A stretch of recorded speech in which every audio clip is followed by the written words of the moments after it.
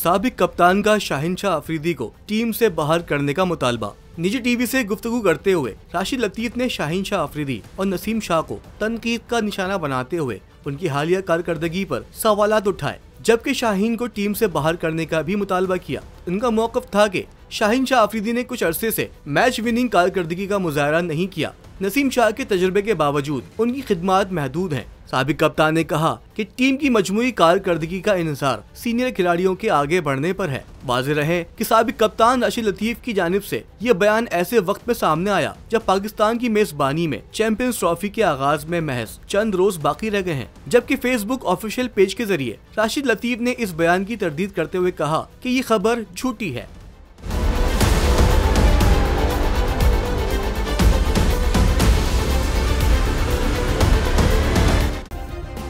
Subscribe करें और bell दबाएं ताकि कोई खबर रह न जाए।